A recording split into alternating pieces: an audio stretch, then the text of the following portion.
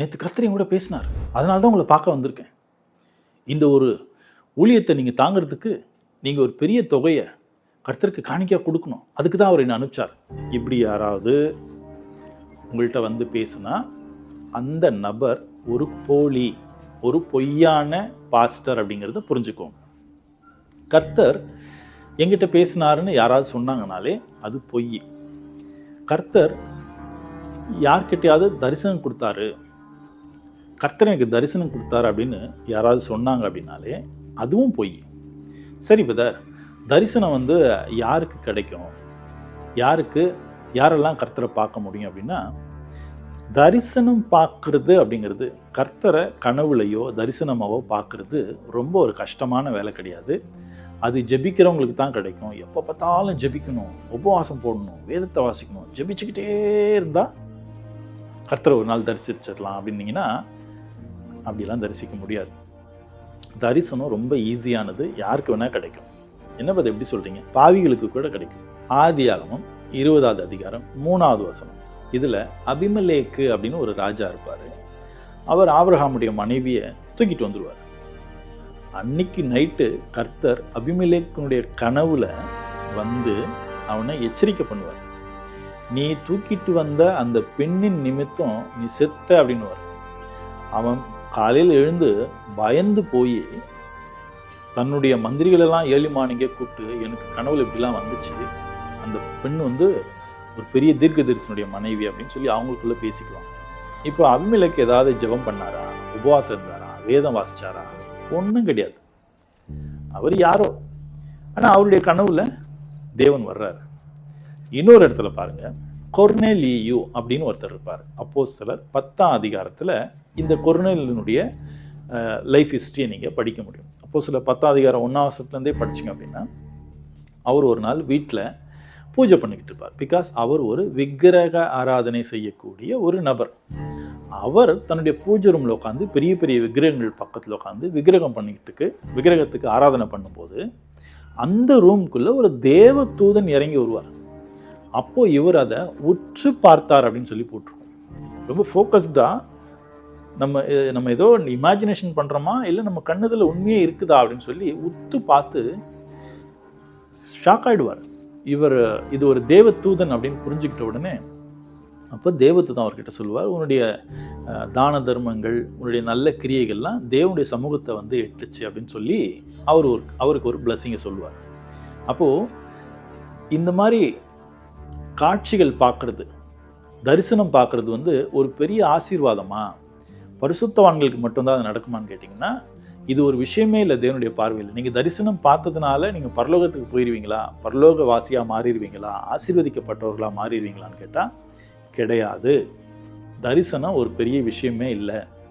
ஏன்னா இதை பற்றி 2 பேதுரு 1வது அதிகாரம் 19வது வசனம். இதில் பேதுரு பேசும்போது இயேசு கிறிஸ்து மறுரூப மலையில் பேதுரு, யோவான், யாக்கோபு, அப்புறம் இயேசு, இவங்க எல்லாம் இருக்கும்போது இயேசு மறுரூபமாகி அவங்களுக்கு ஒரு தரிசனம் கொடுப்பார். அந்த தரிசனத்தில் எலியாவும் மோசேயும் இயேசு கிறிஸ்து கிட்ட வந்து பேசுகிற மாதிரி இவங்க ஒரு தரிசனத்தை பார்ப்பாங்க. அப்போ அவங்க அதை பார்த்துட்டு ரொம்ப ஒரு ஹாப்பி ஆயிடுவாங்க. ஒரு வித்தியாசமான மனநிலைமைக்குள்ளே பிரம்ம பிடிச்ச மாதிரி அவங்க ஆயிடுவாங்க. அப்புறம் ஃப்யூச்சரில் அதை பற்றி ஒரு எழுதும்போது இந்த மாதிரி தரிசனம் பார்க்குறது ஒரு பக்கம் இருக்கும், வேத வசனத்தை படிக்கிறது ஒரு பக்கம் இருக்கும். அப்போ இதுக்கு எது இம்பார்ட்டன்ட் கொடுப்பாங்கன்னா, தரிசனத்தை தான் எல்லாம் பெருசாக பேசுவாங்க. ஐயோ மோசஸ் வந்தார், எலிஜா வந்தார் அப்படின்னு. ஓகே, இது இம்பார்ட்டண்ட்டா அப்படின்னு கேட்டிங்கன்னா இதை மொக்க பண்ணுற மாதிரி ஒரு பதிலை சொல்லுவார். என்ன சொல்லுவார்னா, அதிக உறுதியான வேத வசனங்கள் நம்மளுக்கு உண்டு.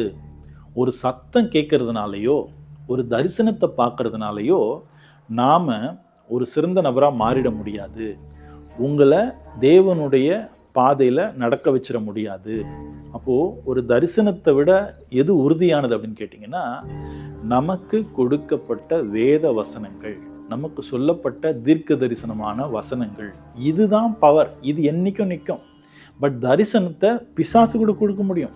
போலியான தரிசனம், போலியான அற்புதத்தை அவன் செய்ய முடியும். ஆனால் பிசாசுனால வேத வசனத்தை உண்டாக்க முடியாது. பிசாசு போலியான தரிசனம், சத்தத்தை கூட உண்டாக்கி உங்களை வஞ்சித்துற முடியும்.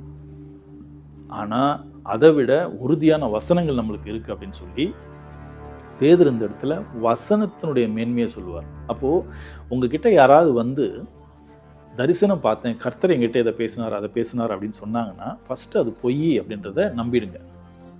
அடுத்தது, வேத வசனத்தில் இல்லாததை யாராவது சொன்னாங்க அப்படின்னா அதுவும் பொய் அப்படிங்கிறத ஃபஸ்ட்டு புரிஞ்சுக்கோங்க. அவங்க எவ்வளோ பெரிய ஆளாவனா இருக்கலாம். கர்த்தருக்கு நீங்கள் 10 ரூபாயை காணிக்கையாக கொடுத்தீர்களே, ஆனால் அவர் உங்களுக்கு 1000 ரூபாயை கொடுக்க உள்ளவராக இருக்கிறார். இந்த மாதிரி டோன்லலாம் பேசுவாங்க. எனக்கு அன்பானவர்களே, நீங்கள் கர்த்தருக்கு காணிக்கையாக கொடுக்கும் பொழுது அவர் உங்களை அபரிவிதமாக ஆசீர்வதிக்க தயாராக இருக்கிறார். வேண்டுமானால் சோதித்து பாருங்கள். இப்படி எல்லாம் ஒரு 1000 பேர்கிட்ட சோதிச்சு உங்களையும் ஏமாத்திடுவாங்க. ஆகவே உறுதியான வசனங்கள் நம்மளுக்கு இருக்கு. இந்த வசனத்தை எடுத்து படிங்க, தியானிங்க, உங்க வாழ்க்கையில அப்ளை பண்ணி பாருங்க. சேஞ்சஸ் வரும். இந்த மாதிரி தரிசனம், காட்சி, சத்தம், அப்புறம் இந்த பெரிய கூட்டத்தில் யார் அந்த சுசீலா, யார் அந்த சோன்சோ, யார் அந்த கோபால், கர்த்தர் உன்னை தொடுகிறார், இதெல்லாம் பொய். இது மாதிரி ஏசு யார்கிட்டயாவது போய் கூட்டத்தில் யார் அந்த சோன்சோ, யார் அந்த முட்டாள், இப்படி எல்லாம் ஏதாவது பேசினாரா? இதெல்லாம் பொய்யுங்க, நம்பாதீங்க. மக்கள் வசனத்தை வாசிக்கிறது இல்லைன்றதை தெரிஞ்சுக்கிட்டதுனால தான் இந்த மாதிரி போலியான ஊழியர்கள்லாம் எந்திரிச்சு வந்து அற்புதம் செஞ்சார், அதிசயம் செஞ்சார், ஏதோ ஒரு பேரை சொன்னால் அந்த கூட்டத்துக்குள்ளே ஒரு 10 பேர் அந்த பேரோடு இருப்பான். அப்போ அவன் வாழ்க்கை பூரா அந்த ஆள் எங்கள் கூட்டத்துக்கு போனாலும் ஓடி வந்து நின்றுவான். அப்போது இன்னும் மற்றவங்களாம் என் பேரை சொல்லிட மாட்டாங்களா, என் பேரை சொல்லிட மாட்டாங்களா அப்படின்னு ரொம்ப ஒரு இதோடு இருப்பாங்க. எனக்கு கூட அந்த ஆசை ஒரு காலத்தில் இருந்துச்சு. ஆனால் இதெல்லாம் வேத வசனங்களை படிக்கும்போது, இதெல்லாம் பொய், நம்ம பொய்யை நம்பி இருக்கிறோம் அப்படின்னு தெரிஞ்சப்போ வேத வசனத்தின் மேலே நம்மளுடைய நம்பிக்கை அதிகமாக்கிக்கிட்டோம். ஆகவே சகோதரர்களே, அதிக உறுதியான வசனங்கள் நமக்கு இருக்குது. அந்த வசனங்களை நம்ம தேடலாம், அதை பிடிச்சிக்கலாம். அதுதான் நம்மளை என்ன பண்ணணும்னு கேட்டிங்கன்னா காப்பாற்றும். வசனத்தின் பின்னாடி நின்னீங்க அப்படின்னா உங்களை யாரும் ஒன்றும் பண்ண முடியாது. வசனத்தை விட்டு வெளியில் போய் தரிசனம், காட்சி, சவுண்டு, என் பேரை சொல்கிறதுன்னு இது பின்னாடி போனீங்க அப்படின்னா கொஞ்ச நாளில் காணாமல் போயிடுவீங்க.